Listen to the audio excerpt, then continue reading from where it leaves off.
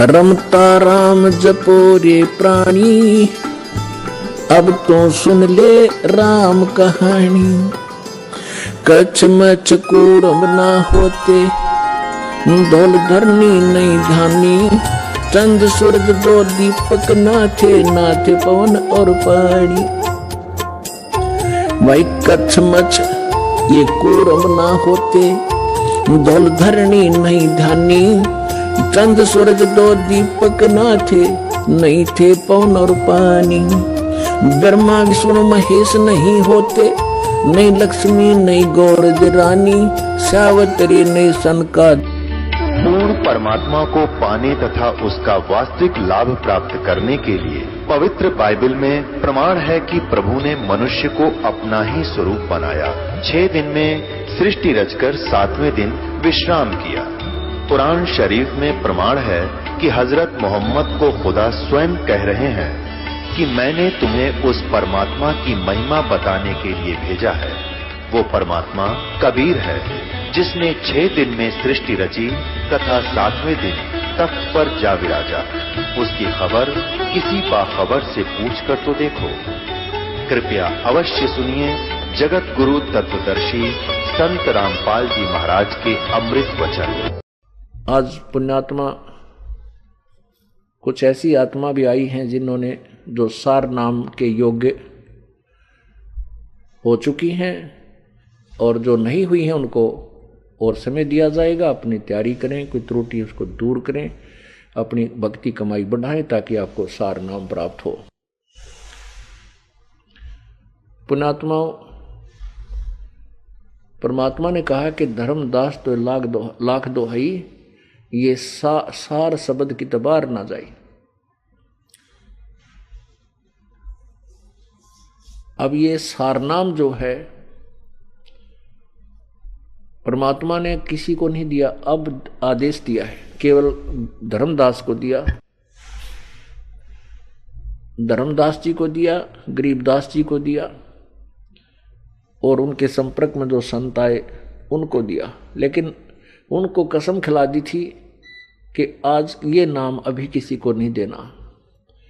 सतनाम भी किसी को नहीं दिया गया। सारनाम की तो बात बहुत दूर है। तो पुण्यात्माओं, उसको इसलिए रोका हुआ था, इसलिए गुप्त रखना था कि अब नकली जो संत पंथ और महंत, यदि पहले ये ज्ञान ओपन हो जाता तो वो सभी यही सुना सुनाया ज्ञान सबको बात बढ़ाते पाते। तो और ये भिन्नता नहीं रहती सत्य और असत्य की। अगर मान लीजिए ज्ञान किसी को हो गया और उसने आगे सुनाना शुरू कर दिया, क्योंकि भक्तात्मा परमात्मा की चाह में बहुत हैं, और उसके इस ज्ञान को सुनकर उसके पीछे भी लाग गई 100, 200, 1000 उसने चेले भी बना लिए। लाभ क्या होगा? क्योंकि उसको अधिकार नहीं है नाम देने का। केवल इस दास के अतिरिक्त विश्व में किसी के पास अधिकार नहीं है सारनाम और सतनाम देने का। एक समय में एक ही संत परमात्मा भेजते हैं। जैसे स्वयं परमेश्वर आए थे, 64 लाख से सोए थे कबीर जी के, और पूरे कितने क्षेत्र में वो 64 लाख से थे, तो वो किसी और को भी बना सकते थे चेले के। गुरु आदेश दे देते थे, जा भी तू भी नाम दे, जाओ तुम भी नाम दो। कभी नहीं, 64 लाख को अकेलों ने नाम दिया। और उस समय तो ना कोई मीडिया था, ना कोई सीडी का प्रबंध था कि तो ज्ञान प्रचार कर दे। तो परमात्मा ने किसी को भी नाम दान करने का अधिकार नहीं दिया। क्यों नहीं दिया? अपने रहते। क्यों नहीं दिया? क्योंकि नाम दान देना कोई हंसी खेल नहीं है। नाम किसी को देना उसके भार को अपने सिर पे रखना। अब जैसे पुण्यात्मा किसी एक सेठ है छोटा सा, और उसने 4 नौकर की जरूरत लगा ली, 4 की तो वो काम चला देगा। अगर वो 1000 नौकर रख ले तो तनख्वाह कहाँ से देगा? वो तो भार बन गया उसके ऊपर, वो जो ना निर्धन हो जाएगा। ऐसे ही पूर्ण परमात्मा कबीर परमेश्वर जी में वो परम शक्ति है, वो कितनी सारा विश्व शेष बन जाए तो वो पार कर सकते हैं। ऐसे ही जिस दास को वो भेजते हैं अपनी शक्ति दे करके, जैसे तो वो पार कर सकता पूरे विश्व को। अब जैसे कोई एक चेयरमैन होता है एसएस बोर्ड का, उसको सरकार नियुक्त कर देती है कि तू ऐसे ऐसे इस सत्र की जो कर्मचारी है उनकी अपॉइंटमेंट कर दे योग्य को, तो वो उसको पेन भी सरकार देती है, इंक भी सरकार देती है, तनख्वाह भी सरकार देती है, कोठी और कार भी सरकार देती है। और फिर वो केवल एक साइन करता है नीचे एक अपॉइंटमेंट लेटर पे, अक्सर वही होते हैं, you are hereby appointed for the post of such and such, your salary will be such and such and these are the term and conditions, और नीचे साइन कर देता है। वो मान्य होता है उसका, उसके दस्तक वही उसी इतने ही लाइनों पर, वो 5-4 लाइन लिखी उसने पंक्तियों पर, उसने जो आदेश लिखा है वो साइन उसके हो गए हैं, वो मान्य है। और जिस बच्चे के नाम उसने लिख दिया उसको सरकार नौकरी देगी, पूरी व्यवस्था देगी और पूरी सुविधा देगी। उसका कुछ नहीं लगा, सरकार देगी, लेकिन दस्तक उसी के होने चाहिए। अपॉइंटिंग अथॉरिटी वही हो, सिलेक्शन अथॉरिटी। तो इसी प्रकार यदि उन्हीं 4 लाइनों ने कोई याद कर ले, इसी प्रकार कोई कागज प्रिंट करवा ले और नीचे अपने दस्तक कर दे, तो वो कितना मान्य नहीं, और ना उस जिनको वो बना कर देगा वो अपॉइंटमेंट लेटर, सिलेक्शन लेटर, उनको कोई लाभ नहीं होगा। आज आप बुद्धिमान हो, शिक्षित हो, बहन बेटी भाई बुजुर्ग सभी शिक्षित हैं और आप खूब समझते हो इस व्यवस्था को, इसलिए ये ज्ञान परमात्मा ने इसमें इसका ढोल बजाना था और सारे विश्व में इसको पहुंचाना था। ये पहले ही निर्धारित था, परमात्मा ने आना था। जैसे आपने कब कबीर सागर में पढ़ा कि बर में पंथ में हम ही चलावें, हम ही चल आवें, चल कर आएंगे, और सभी पंथ मिठाकर एक पंथ चलाएं। परमात्मा नहीं आए तो अपना कुत्ता ये दास भेज दिया आपको जगाने के लिए, भौंकने के लिए। धनवान लोग जाग जाते हैं जब कुत्ता भौंकता है, वो समझ जाते हैं कोई आपत्ति आसपास मंडराई हुई है। और जिसके पास धन है नहीं वो नहीं जागता, अब कुत्ते ने भौंकते रहे कि उसके पास चोरनी है नहीं, चोर बढ़कर करेंगे क्या। ऐसे ही जो पुण्य आत्माएं हैं, पिछले जन्म जन्मांतर की जो धनी हैं, उनके लिए ये आवाज लगाई जाती है, वो तुरंत जाग जाते हैं और संभाल लेते हैं अपने उस धन को और रखवाली करते हैं, अर्थात भक्ति प्रारंभ कर देते हैं। तो परमात्मा ने पहले नहीं बताया, अब के लिए गुप्त रखा था, और अब ये दास भेज दिया अपना। आप कितने पुण्यकर्मी हो, इस बिचली पीढ़ी में जन्म आपका और मनुष्य शरीर, और फिर आपको यहां प्रवेश प्राप्त। आपके पुनों की गणना हो नहीं सकती। लख भर सूरा जोज ही लख भर सावदे, लख भर यति जहान में जब किधर सतगुरु शरणाले। होय होय। धर्मदास के बारे में परमात्मा ने कहा कि तने कोट जन्म तक मेरी भक्ति की है, जब आज सार नाम योग्य हुआ तू। केवल धर्मदास को सार नाम दिया था, उसके बाद उसको बैन लगा दिया था कि तुझे कसम है किसी को नहीं देगा, ये पिछली पीढ़ी के हंस पार नहीं होंगे। पहली पीढ़ी वो 64 लाख शेष थे। अब वो परमात्मा की लीला को देख करके जो हाथी पर चढ़कर वो चले थे, गणिका को वैसा को साथ लेकर, वो 64 लाख कुछ ऐसे थे, कुछ एक थे जो गुरुद्रोही हुए, वो तो कभी भी परमात्मा के चरणों में नहीं आ सकेंगे। कुछ ऐसे थे बस अपना लोगों की शर्म से चुप करके घर पे भक्ति करते रहे, भगवान के पास जाना बंद कर दिया। उनको भी मालिक माफ करते हैं, कहते हैं चलते मार्ग जो गिरे चाहता सिर नाही दोष, कह कबीर बैठा रहे उसको कर दे कोश। अब जैसे आप अपने घर की तरफ जा रहे हो, 10 किलोमीटर चल के और घूंटी लागा पड़ गए, चलो कहते हैं वह तो आपने 10 किलोमीटर तो तय कर ली, फिर कभी उतरेगी फिर चाल पड़ेगा। तो ऐसे पर वो फायदा क्या हुआ। अब जैसे उस समय परमात्मा आए थे, यदि हम उसके चरणों में लगे रहते, उनको पहचान जाते, तो ये उसके बाद हमारे 50, 30, 40 जन्म तो और हो गए होंगे अभी, क्योंकि परमात्मा इतने दयालु हैं। उस समय आप में भक्ति प्रवेश कर गए, आपकी कमाई बढ़वागे।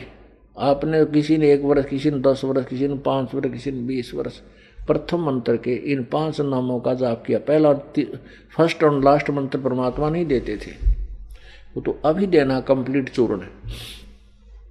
बीच के 5 नाम देते थे जो आपको प्रथम ब्रह्म गायत्री में हम देते हैं। तो वो नाम की आपकी कमाई करागे। उससे आगे किसी को सतनाम भी नहीं दिया प्रभु ने, पता था, जानी जान थे वो। तो उसके बाद क्या हुआ कि वो 64 लाख तो अब आएंगे ही आएंगे जो गुरुद्रोही नहीं हुए। हो सकता है 2-4 जैसे कमाल जैसे गुरुद्रोही हो गए थे, वो तो अपने कर्म बिगाड़ लिए उन्होंने, भूत बने अंडा ही भी। तो ऐसे परमात्मा ने इसीलिए कहा था कि यदि ये नाम सतनाम और ये सार नाम पहले प्रकाशित हो जाता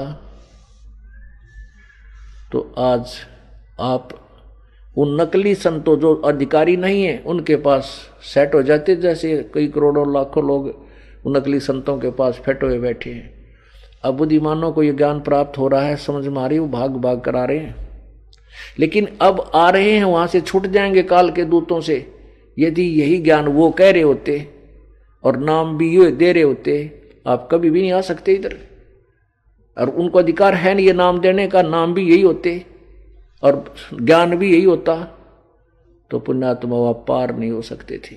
क्योंकि नाम से मुक्ति होगी, ज्ञान से नहीं। ज्ञान तो इतना बताता है ये काम करने का है, ये नहीं करने का है, और उस नाम से, कमाई से और परमात्मा की शक्ति से पार होंगे। आप ये मत समझना कि ये जीव अपनी भक्ति तो पार हो जाएगा, नहीं। इसमें कबीर परमेश्वर की मेहर रूपी एक ग्रेस मार्क आपको चाहिए, और वो जो ग्रेस मार्क है वो बहुत ज्यादा है परमात्मा की। वो ग्रेस जो आपको देगा उससे पार होगे। नहीं तो पता नहीं कितने कितने साधक होकर चले गए, दिन रात माला फेरनी है। तो आपने भजन तो करना है, क्योंकि मालिक को मालूम है कि तुम कितना भजन कर सकते हो। आपको भी पता है, मुझे भी पता है, क्योंकि काल ने हमारे ऊपर इतना बर्डन डाल रखा है। सारा दिन 2 पैसे 2 रोटी के लिए हमें चैन नहीं दिन रात। और इसमें भी जितना भी हमें समय मिलता है अपना कसक के साथ, चाहे 1 घंटा, आध घंटा, 2 घंटे, 5 मिनट, इतना ही हम भजन कर पाते हैं। परमात्मा ने पहले तो ऐसी विधि बता दी कि एक का सिमरन ढूंढा ठा दे, इतनी कमाई सत्यनाम की, लेकिन उसकी होगी जो मर्यादा में रहेगा। बकवाद करनी है, चाहे दिन रात भजन करते रहना, उसको कोई लाभ नहीं होगा। और फिर भी हमारे ऊपर कर्जा बहुत है, क्योंकि हम बहुत असंख्य जन्मों से काल के इस जहाज में, पृथ्वी रूपी जहाज में, ऊपर के स्वर्ग रूपी जहाज में और सवारी करते फिर रहे हैं। तो वो कर्जा परमात्मा फिर अपनी ग्रेस मार्क दे करके आपको ऊपर पार करेगा। तो हमने परमात्मा के दास गरीब मेहर से पाइए।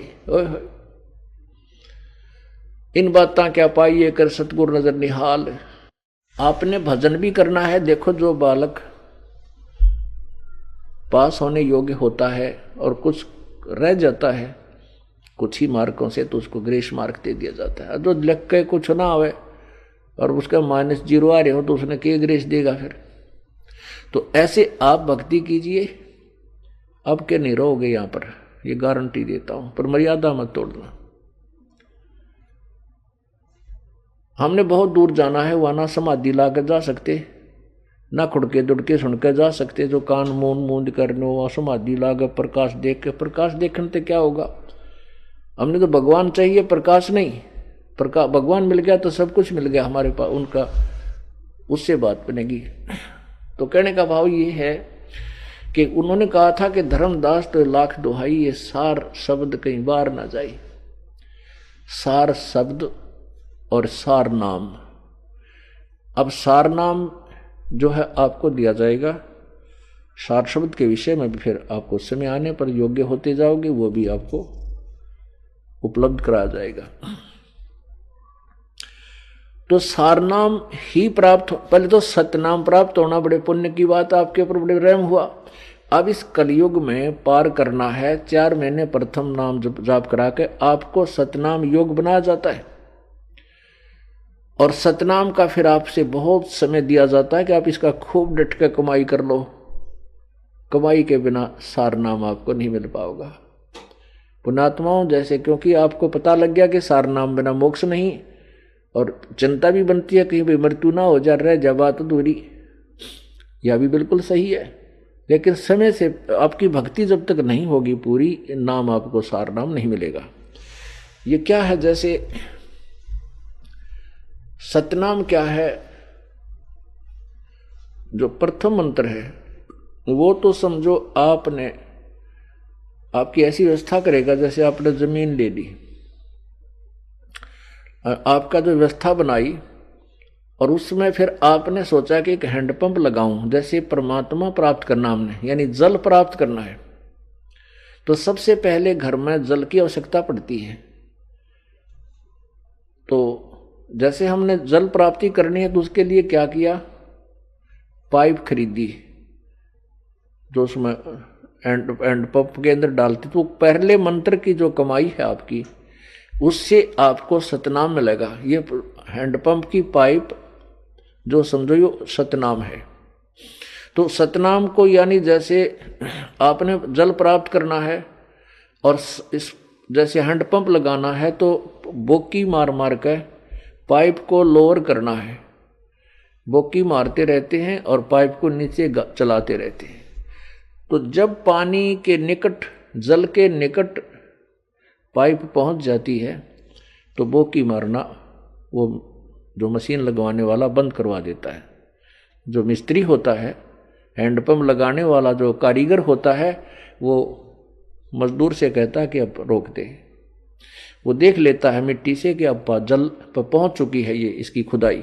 उसके बाद वो क्या करता है, फिर मशीन लगाता है ऊपर, ऐसे हाथ से हिलाने वाली। तो अब समझिए इस पॉइंट को, जो सतनाम है श्वास उश्वास, जो 2 अक्षर के मंत्र की या बोकी लानी है आपने, और ये दास है मिस्त्री कारीगर जानकार इसका, कि जिसकी मिट्टी ठीक आएगी उसके ऊपर मशीन बांध दी जाएगी।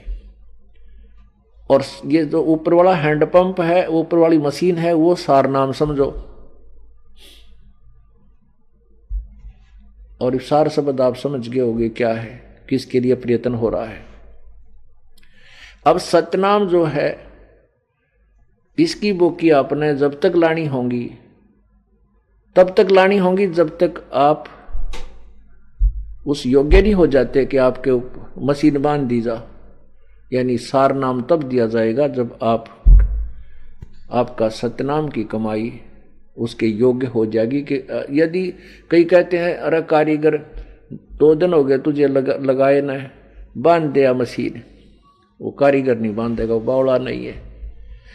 और कोई धक्के धक्केगा तो छोड़ा बांध दे इसने, हम तुमने, तो बांध उसको डाल भी देगा, उसके ऊपर रख भी देगा, तो वो क्या काम आओगे, लाइन चाहिए पानी टोप पावा नहीं। तो पुण्यात्माओं, हमने प्रभु पाना है, प्रभु पाने के लिए ये सतनाम आपकी वो कमाई है, तो आपने इसकी बोकी मारते रहना है। जब ये दास देख लेगा कि योग्य हो चुकी है, उसी समय मशीन बांध दी जाएगी। फिर आप उसने फिर ला के देखिए, डूंडा पाटेगा पानी का, वो परमात्मा आपको मिलना प्रारंभ होगा, और उसकी भी विधि है आपको बताई जाएगी। तो ऐसे आपको बुलाया जाता है। जो परमात्मा पाने के लिए तो राज त्याग दिए लोगों ने, राजाओं ने राज त्याग दिए, शरीर की परवाह नहीं की, ऋषि महर्षियों ने शरीर अपने गाल दिए। और तुम 2 दिन का काम नहीं छोड़ सकते, तुम 7 जन्म भी योग्य नहीं सार नाम के। ठीक है, सतनाम आपको मिल गया, इसकी कमाई करते रहो, इसका भी लाभ आपको मिलेगा, लेकिन मोक्ष नहीं है। मोक्ष प्राप्ति के लिए आपने कुछ जो है करना पड़ेगा, आपको जीवित मरना होगा। जीवित कैसे मरना होता है, जैसे आपकी मृत्यु होगी, मान ले मेरी अचानक मृत्यु हो जाती है, सारा काम रह गया, जिसके लिए रात पढ़ूं था ना दिन पढ़ूं था, खत्म हुई कहानी, मर गया। और जीवित मरना कैसे है, जैसे आप सत्संग की तरफ चलते हो और समझ लिया मर गए, हमारी मृत्यु होगी। अब 2 दिन 3 दिन आप यहां आ गए, और आप मान लीजिए वास्तव में मर जाते तो उस काम न कौन करता। अब 3 दिन में जो हानि होगी उसने तो हम जाकर फिर ठीक कर लेंगे, फिर अपना सुचारू कर, वैसे तो होगी नहीं, क्योंकि फिर भगवान की हमने जो है फिर महिमा का नहीं बेरा, परमात्मा हम वहां बैठे हैं और फिर नुकसान हो जा, इतनी हानि हो जा किसी प्रकार भी ना सूत में आवे, और आप यहाँ बैठे हो, आपके घर भगवान बैठा आपकी रुखाड़ करेगा। ऐसे सैकड़ों हजारों प्रमाण आपको दिखा दूंगा। तो हमने परमात्मा प्राप्ति करनी है। यदि आपने भगवान चाहिए तो आपको श्रद्धा से, यो नहीं देखम देखाना है कि सार नाम ना मिला इसलिए जाऊं, नहीं, आपके अंदर कसक होनी चाहिए, तब ये काम करेगा, तभी आपकी भक्ति पूरी होगी और तब ये सार नाम आपको मिलेगा एक समय। और जैसे आपको कितनी बार भी आप ये दास बुलाए, आपने आना पड़ेगा, क्योंकि आपको बुलाने का उद्देश्य ये नहीं है कि हम आपको वैसे ही डरे डुआ रहे हैं।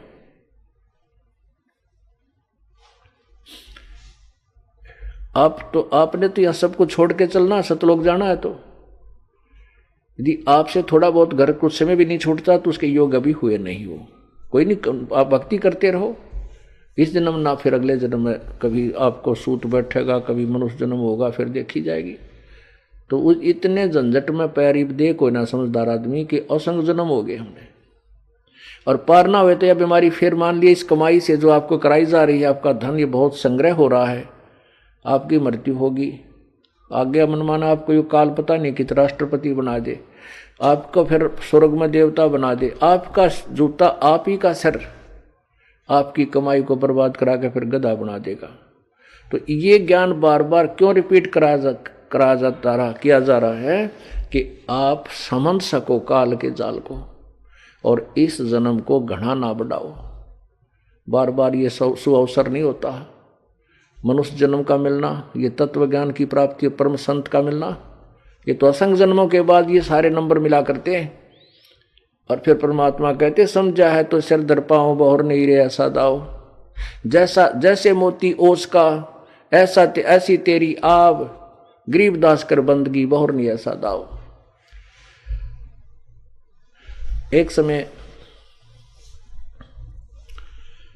बनारस में, काशी में वीर देव सिंह बघेल नाम का एक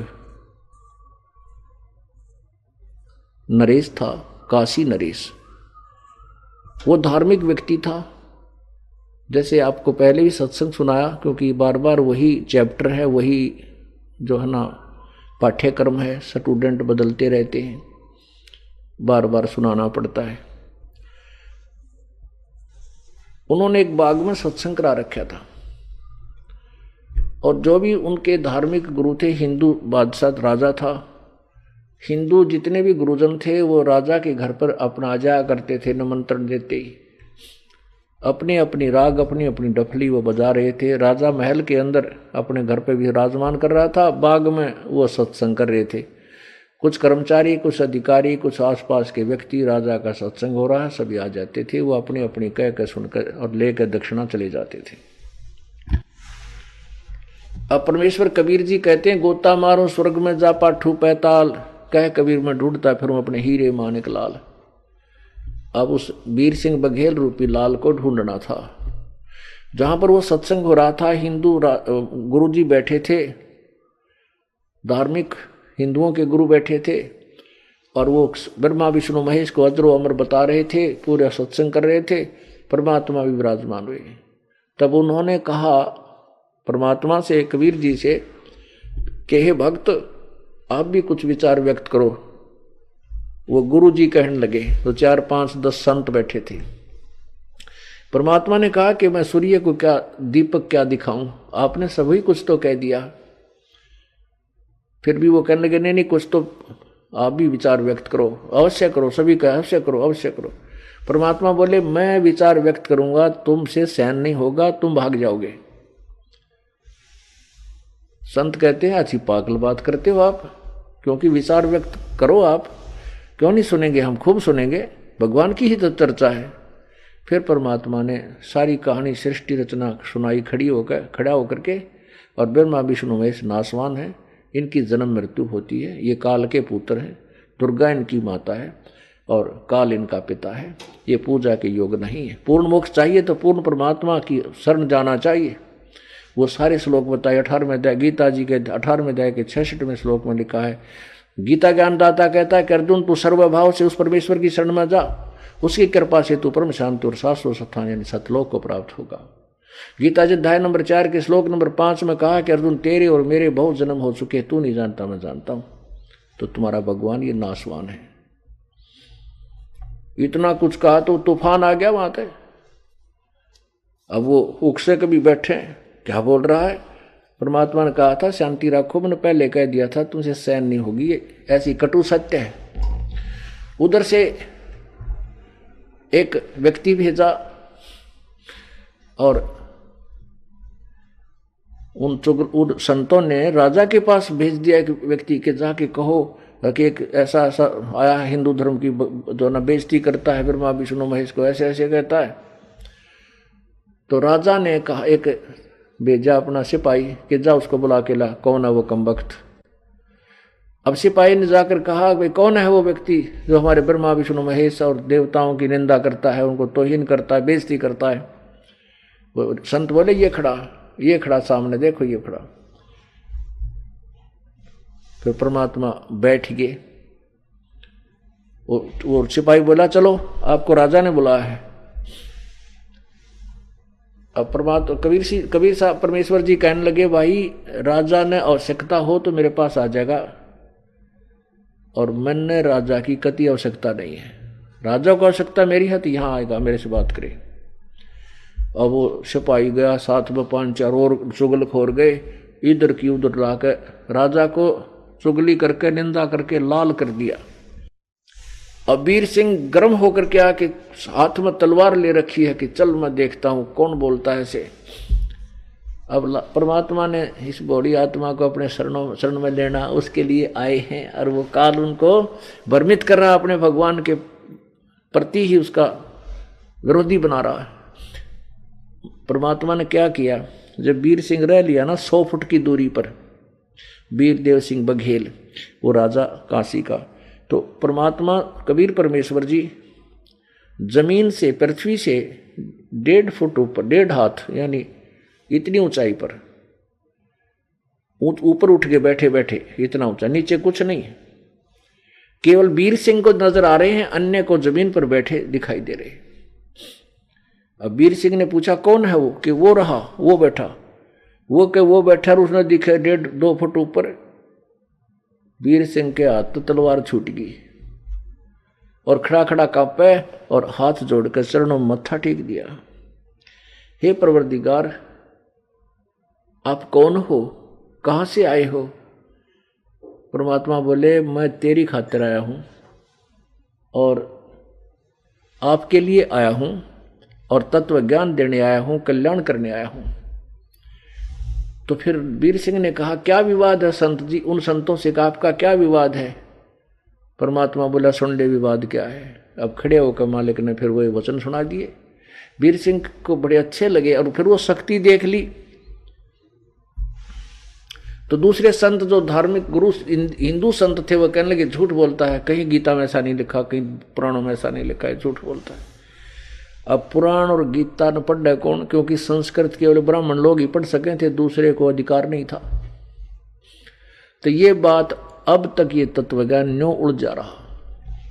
वीर देव सिंह बघेल चरण पकड़ के हाथ जोड़ के कहने लगा भगवान दास के महल में चलो, एक बार हमारे घर रुको।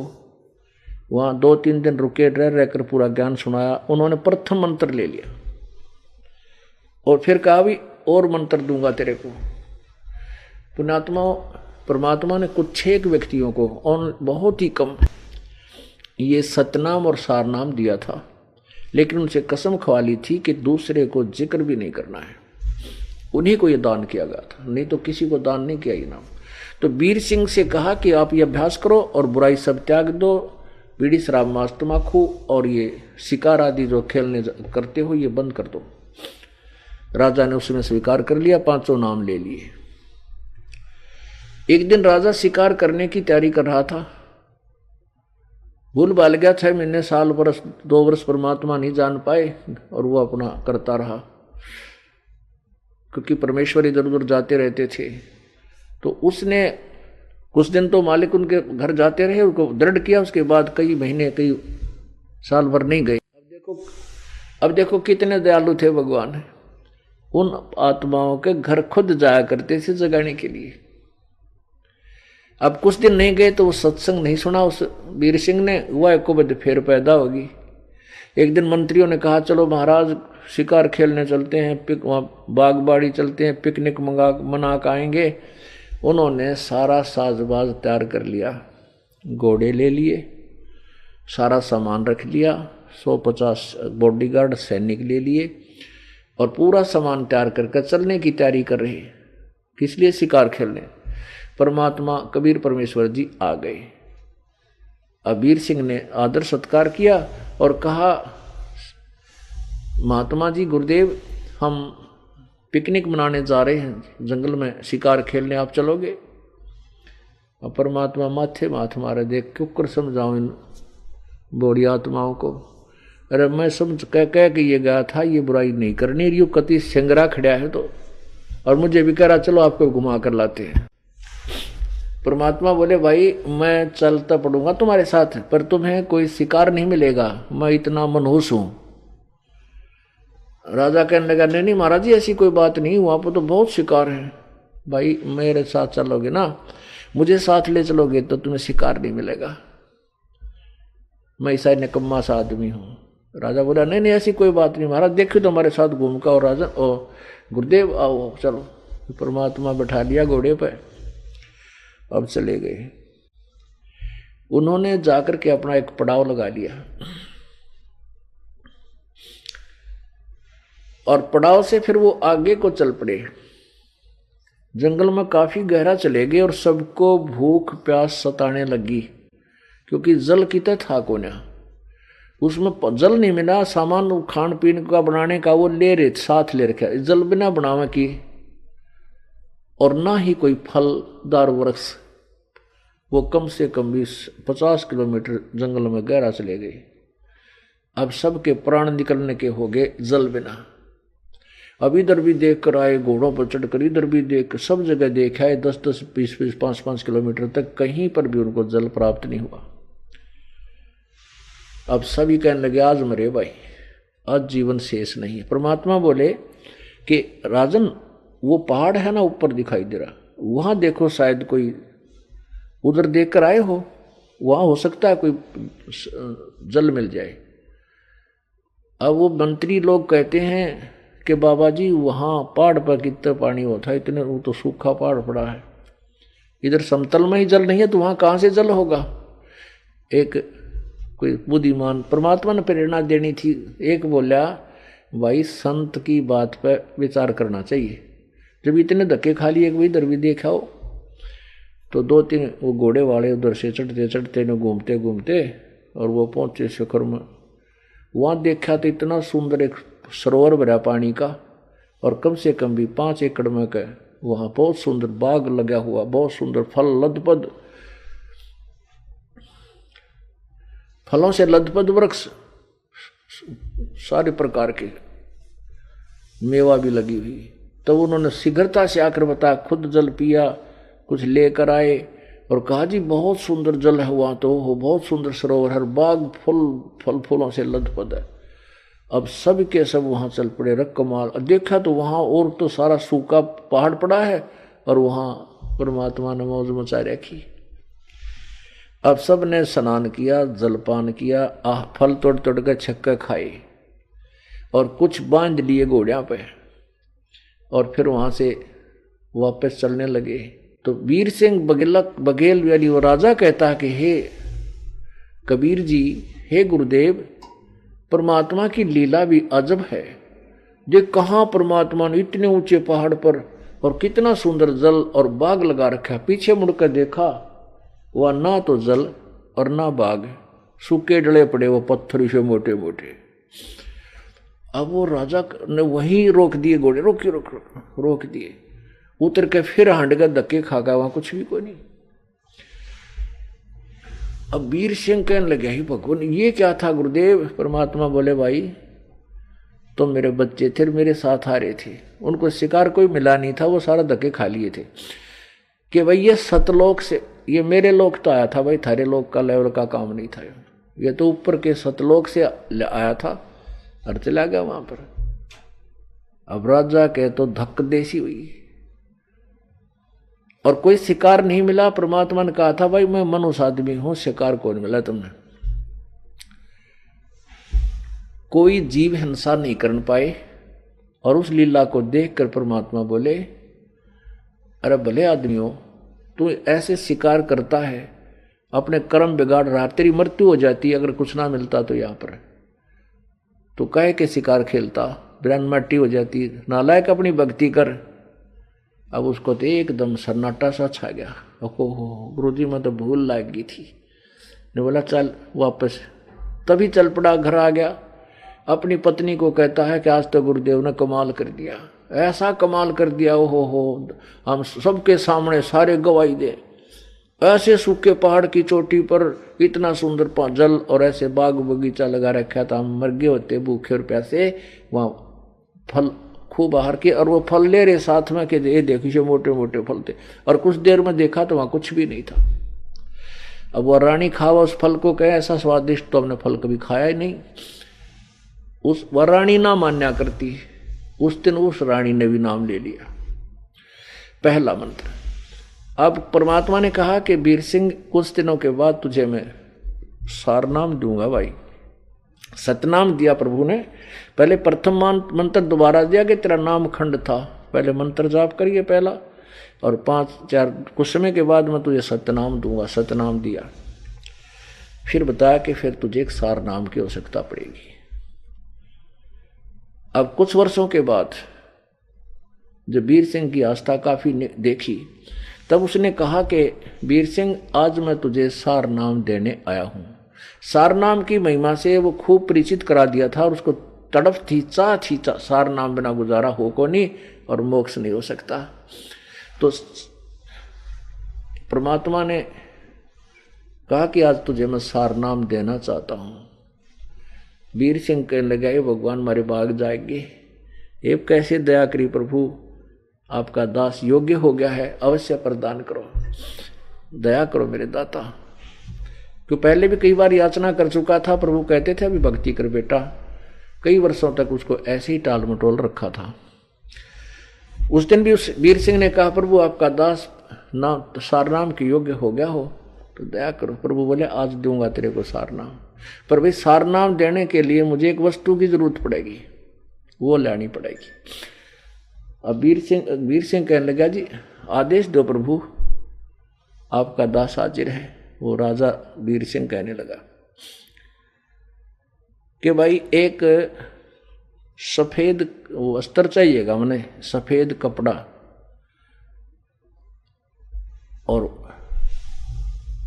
वो आप ही तो अपने ही आंगन में उसकी कपास का पौधा बो रखा हो, और स्वयं ही उसको काटा हो, चुगा हो, और वहाँ और अपने ही हाथ से उसको लोड कर उसका लोगड़ यानी उसको रुई बना करके स्वयं ही काटा हो, काट करके फिर स्वयं ही अपने हाथ से बुना हो, ऐसा कपड़ा चाहिए। पहले वो सफ़ेद कपड़ा चाहिए। तो वीर सिंह कहने लगा, जी थान के थान मंगा दूंगा। अगर ना ऐसे नहीं, ऐसा चाहिए। वीर सिंह बोला, जी ऐसा तो नहीं है। परमात्मा बोले, मैं बता दूंगा ऐसा है। कहाँ मिलेगा प्रभु? कि आप ही के नगर में आप ही की एक गुरु बहन शशि प्रभा पंडितानी है, ब्राह्मणी, उसने और उसकी लड़की ने उपदेश ले रखे हैं, और उसने एक साड़ी धोती तैयार कर रखी है। उसने ऐसे ही की, अपने आंगन में एक कपास के पौधे बोए, गंगा जल ला करके अपने सिर पर नंगे पैरा नहा धोकर स्वच्छ उसको पौधों को बड़ा किया। फिर उसके वो टिंडे लागे, फिर कपास बनी, उसको निकाल के और स्वयं ही उसको लोड के रुई बनाई, रुई बना के काट के फिर एक धोती बनाई, साड़ी। और भाई वह धोती तू ला दे, फिर मुझे यहाँ तेरी नाम दूंगा ना, तेरे लिए पूजा में जरूरत पड़ेगी। वैसे सार नाम के लिए इसकी कति आवश्यकता नहीं थी, लेकिन परमात्मा ने उनकी फड़क निकालनी थी दोनों की। अब वह नाम भी ले रही थी, शशि प्रभा ब्राह्मणी विधवा थी, गुरु जी की शिष्या थी कबीर परमेश्वर की, लेकिन उसकी भी अभी जो है अधूरा ही ज्ञान था उसको, यानी पूर्ण श्रद्धा नहीं थी प्रभु में, तो उसको भी ठीक करना था और उधर से वीर सिंह बघेल की भी वृत्ति को सुधारना था। तो कहा बेटा वहां से तो वो तेरी गुरु बहन है उससे या धोती ला दे। वो कहने लगा ठीक है प्रभु अभी जाता हूं। तो उसने सैनिक भेजे अपने सिपाही के, जाओ उस बहन से कहो कि राजा आपके पास आ रहा है किसी विशेष काम से। अब उस लड़की को यानी शशि प्रभा को भी पता था कि मेरी वो राजा भी हमारे गुरुजी का उपदेशी है, तो उसको विशेष भय नहीं लगा, क्योंकि राजा घर पावत आम आदमी तो घबरा जा, भाई बात बिगड़ेगी, कोई पंगा पाओगा जवान बेटी घर पे, क्योंकि पहले राजा लोग भी ऐसे ही निकम्मे टाइप होया करते थे। लेकिन वो गुरु भाई होने के कारण उसके मन में कोई डर नहीं बना, लेकिन चिंता का विषय जरूर बना कि कैसे आना हो गया, फिर भी कोई बात ना, गुरु भाई है, मूड कर गया उगाने का। तो उसने राजा के लिए एक चारपाई पर बढ़िया आसन लगाया और दूध गर्म कर लिया। राजा आ गया, प्रणाम हुई और बैठने के लिए प्रार्थना की, राजा विराजमान हुआ। अब वो बहन खुशी में उमंग में दूध लेकर आई, अगले राजन दूध पियो भाई। राजा बोला बहन दूध मैं बाद में ग्रहण करूंगा, पहले मेरी प्रार्थना सुन ले। आदेश दे राजन। अगर नहीं मेरी प्रार्थना है।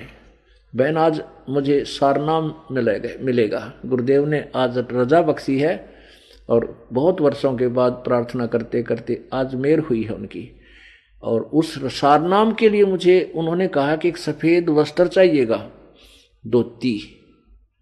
मैं आपसे एक वो वस्त्र लेने आया हूँ। वह कहने लगी भाई जी ऐसी मेरे दो तो गणिये धोती हैं, अभी दे देती हूँ। कहने लगा नहीं वो धोती दे, परमात्मा ने बताया था कि उस बहन ने ऐसे तैयार कर रखी है कि आपने जो ऐसे ऐसे धोती जो तैयार की है, खुद ही अपने आंगन में बाड़ी बो कर या कपास का पौधा बीज कर और अपने हाथों आपने काट के धोती बना रखी है। अब वो शशि प्रभा कहने लगी भाई यह धोती नहीं दे सकती मैं आपको, ये धोती तो मैंने या साड़ी तो मैंने जगन्नाथ भगवान, जगन्नाथ जो पुरी में उस मंदिर में उसके लिए भाई अपने हृदय के तार मैंने एक एक प्रेम का तार गाल रखे अपने भगवान के लिए, और उसका चढ़ा आऊंगी मैं, ये नहीं दे सकती तेरे को। वीर सिंह ने कहा बहन मेरी करबद्ध प्रार्थना है, आज इस दास की किस्मत खुल रही है और गुरुदेव ने यह किया कंडीशन रखी है कि यह धोती तू मुझे दे दे बेटे, तेने जो मुंह मांगा दान दे दूंगा और तू और बना लिया अपनी। ने बोली ना भाई या ना दूं किसी कीमत पे, मैं नहीं दे सकती। फिर उसने कहा बहन मैं तुझे 5 गांव दे दूंगा तो आज मेरा जीवन कल्याण हुआ है, आज मेरा जीवन सफल हो रहा है, या रहम कर दे मुझ पे। कहने लगी भाई ना तो मैंने राज चाहिए, और जब तू दुखी करेगा तेरे राज ने त्याग कर की तो और गुजारा कर लूंगी, पर मैं साड़ी नहीं दूं या धोती भगवान की इतना कैसे दे दूं भाई। जब कति पर सारा टूक सा पकड़ा दिया, जवाब मिल गया, वीर सिंह की आंखों में पानी आ गया। वैसे तो राजा लोग यदि भगवान के चरणों में ना होता तो 2 मारा और जूतर खोज कर ले जाता, लेकिन ज्ञान हो गया था। तो राजा लोग जो भगवान से डरने वाले हो जाते हैं वो अन्याय नहीं करते। आंखों में पानी आ गया और अपनी किस्मत को कोसता हुआ चल पड़ा कि मेरा दुर्भाग्य है, आज मेरा जीवन सफल होता और आज यह बहन मान नहीं रही। वापस आ गया, मुंह उतरा हुआ, जैसे किसी का जीवन अंत हो जाए, जिसको परमात्मा की चाह हो जाती है उनकी ऐसी तड़फ बन जाती है। मुंह लटकाया हुआ, आंखों में पानी भर के और चरणों में बैठकर रोने लग गया, भगवान मैं बहुत दुर्भाग्य, मेरा बहुत दुर्भाग्य है, मैं बहुत ही कर्महीन प्राणी हूँ, बहुत पापी प्राणी हूँ, मेरे भाग्य में ये सार नाम नहीं है प्रभु। मैं उस बहन के, परमात्मा ने कहा क्या बात हुई भाई, वह साड़ी ना लाया, तू धोती नहीं लाया। कहने लगे भगवान मैंने खूब प्रार्थना की। राजा बोला मैंने हाथ जोड़े, बहन से कहा कि तू यह साड़ी मुझे दे दे बहन, मुंह मांगा तुझे पैसा दे दूंगा। परमात्मा बोले वाह क्यों नाटकी भाई, पता था प्रभु को। कबीर जी बोले, कबीर परमेश्वर जी कहने लगे भाई क्या क्यों मना कर दिया कि प्रभु, उन्होंने वह कह रही थी बहन कि ये धोती मैंने जगन्नाथ भगवान के लिए तैयार की है और इसमें मेरा प्यार का एक एक प्रेम, परमात्मा की श्रद्धा का इसमें एक एक तार मैंने पूर रखा भाई, यह नहीं दे सकती है, मेरा जान जा सकती है। हाँ तू राजा है, मुझे मार पीट के ले जा सकता है, अपना हाथा नहीं दे सकता। तो प्रभु आपका ज्ञान ऐसा हो गया कि ये जुल्म ये दास कर नहीं सकता। अब परमात्मा बोला बेटा एक काम करे, वो क्या करेगी उसका कि वो जगन्नाथ के मंदिर में चढ़ा का होगी। अभी कुछ समय, कुछ ही जल्दी ही बता रही थी कि इतनी जल्दी मैंने बोल रखी है और मैं बना नहीं सकती, उसका समय निकट है। तो परमात्मा बोला भाई चल मैं तेरी शर्त ढीली करता हूं वीर सिंह, सारनाम देने के लिए ऐसा कर, वो बहन जगन्नाथ के मंदिर में वो साड़ी चढ़ाने जाएगी धोती, और काशी बनारस से वो जगन्नाथ का मंदिर 800 किलोमीटर है। लड़की का शरीर है उसका, रास्ते में वो जाएगी, ना जाने कोई निकम्मी आत्मा उसको दुखी ना कर दे, इसलिए तू मदद कर दे उस बेटी की, वहां आने और जाने में उसको कोई आपत्ति ना हो, दिक्कत ना हो। खुद जा चाहे किसी सैनिक ने भेज दे, रास्ते में उसकी जो है ना केयर टेक करें, उसकी देखभाल रखें। वीर सिंह ने सुख का सांस लिया, हे परमात्मा आपने तो निहाल कर दिए, बड़ी दया करी अपने दास पे। अपनी बहन के लिए मैं 4-10 सैनिक भेज दूंगा और बैलगाड़ी वो जो ना घोड़ा गाड़ी जुड़वा दूंगा, पालकी जुड़वा दूंगा। यूं कहकर उसने सैनिक भेजे वहां पर बहन के पास, और उस सैनिक से कहा कि आप जाकर कहो कि बहन ऐसे ऐसे आपने वहां जाना है, राजा का आदेश है, आपके साथ हम चलेंगे और एक आपके जो ना गाड़ी, घोड़ा गाड़ी जैसी भी तू उचित समझेगी तेरे लिए व्यवस्था करेंगे, और आने जाने में तुझे कोई दुख नहीं होने देंगे। क्योंकि गुरुदेव ने उनकी शर्त ढीली कर दी। गुरुजी ने कहा कि वो बेटी साड़ी वहां चढ़ा कर वापस आ जाएगी, उसको कोई बीच में दिक्कत ना हुई तो तुझे नाम दे दूंगा। अगर उस बहन को आने जाने में कोई दिक्कत होगी तो वीर सिंह तुझे नाम सार मिले नहीं। तो राजा ने कहा बहन आप कब जाओगी, हम आपके साथ चलेंगे, कहीं रास्ते में कोई बहन को दुखी ना कर दे, और तेरे लिए जो है ना बैल गाड़ी या घोड़ा गाड़ी को तो वो भी तैयार कर रहे हैं। वो बहन ने कहा भाई पैदल जाऊंगी, पैदल आऊंगी, पैदल जाऊंगी, आते समय भले ही मैं किसी वस्तु में बैठूं, जाते समय नहीं बैठूंगी। और मैं धन्यवाद करती हूँ उस भाई का, राजा का, जिसने मेरे सहयोग के लिए कहा है। तो आप मेरे साथ चल सकते हो, लेकिन मैं जाते समय तो बैठूं को नहीं। तो राजा ने उसकी पूरी व्यवस्था कर दी, वह चली गई। अब जब जगन्नाथ के मंदिर में पहुंच गई, ये दास भी वहां देख कर आया था, इस वो जगन्नाथ का केस सांग है, वहाँ कुछ भी कोई ना, एक मंदिर तो बहुत बड़ा बना रखा है, और वहाँ 3 मूर्ति रखी है जिनका हाथ और पैर कोई ना, हाथा के पंजे नहीं और पैरों के पंजे नहीं, टूंड से हैं, वह काली काली मूर्ति 3 है। श्री कृष्ण की, बलराम की और सुभद्रा की, उसकी बहन की, तीनों बाण भाइयों की है।